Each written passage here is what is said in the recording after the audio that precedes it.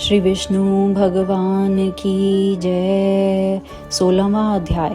कार्तवीर्य कहने लगा कि हे भगवान, वह राक्षस कौन था और कांचन मालिनी कौन थी? उसने अपना धर्म कैसे दिया और उनका साथ कैसे हुआ?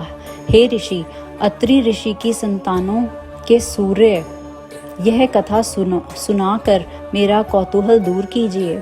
तब दत्तात्रेय जी कहने लगे कि राजन, इस पुरातन विचित्र इतिहास को सुनो। कांचन मालिनी नाम की एक सुंदर अप्सरा थी जो माघ मास में प्रयाग में स्नान करके कैलाश पर जा रही थी। तब उसको मार्ग में जाते हुए हिमालय के कुंज से एक धीर राक्षस ने देखा।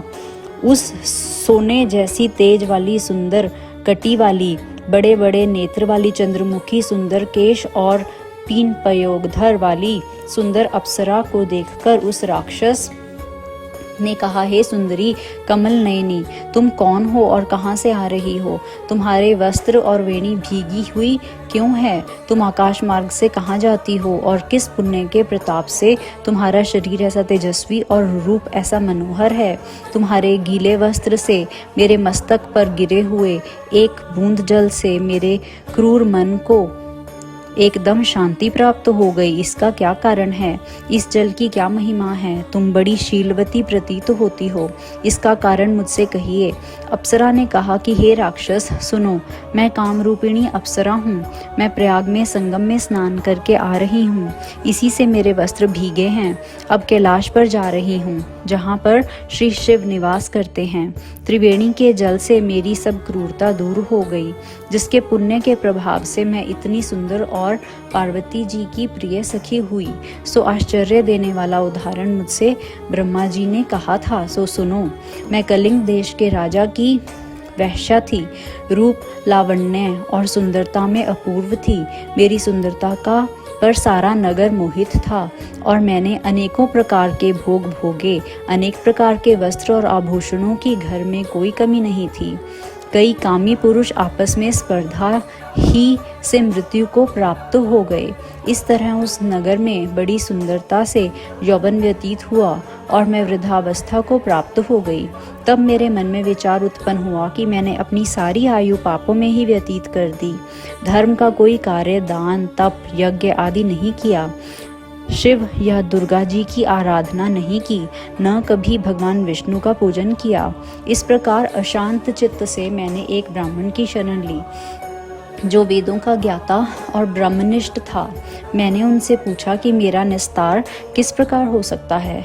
महाराज, साधु सज्जन, अच्छे और बुरे सभी पर दया करते हैं, इसलिए मुझ दीन पर भी कृपा करके मुझ कीचड़ में डूबी हुई को पकड़कर उबारिए।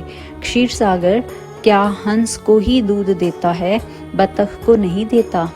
तब वह ब्राह्मण, राजा का पुरोहित, इन सब बातों को सुनकर मुझ पर दया करके कहने लगा कि तू ब्रह्मा के क्षेत्र प्रयाग में जाकर माघ मास में त्रिवेणी संगम में स्नान कर, परंतु मन में अशुभ क्रिया का विचार नहीं करना।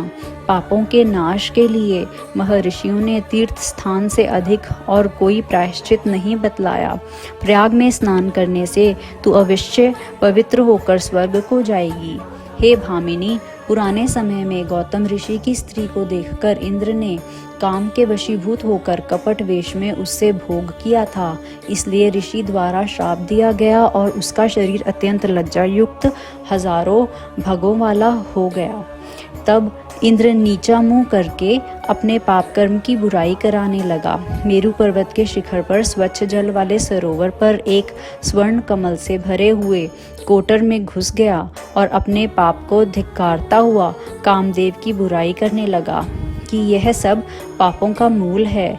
इसके ही वशीभूत होकर मनुष्य नरक में जाते हैं और अपने धर्म, कीर्ति, यश और धैर्य का नाश करते हैं। इंद्र ऐसा सोच रहा था, सो इंद्र के बिना सारा देवलोक शोभाहीन हो गया।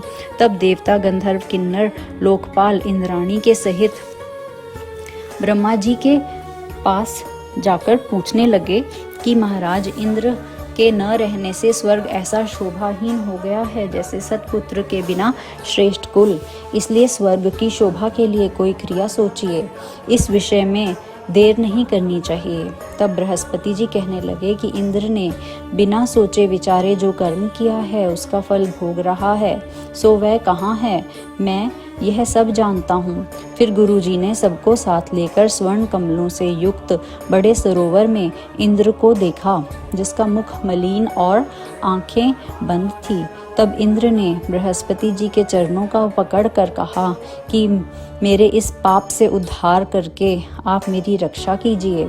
तब बृहस्पति जी ने इंद्र से कहा कि प्रयाग में स्नान करने से ही तुम पाप मुक्त हो जाओगे।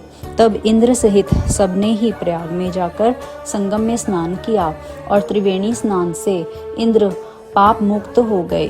तब बृहस्पति जी ने इंद्र को वरदान दिया कि तुम्हारे शरीर में जितने भग हैं सब नेत्र हो जाएं। तब इंद्र ब्राह्मण के वर से 1000 नेत्रों से ऐसा सुशोभित हुआ जैसे मानसरोवर में कमल शोभायमान होता है। बोलो श्री विष्णु भगवान की जय।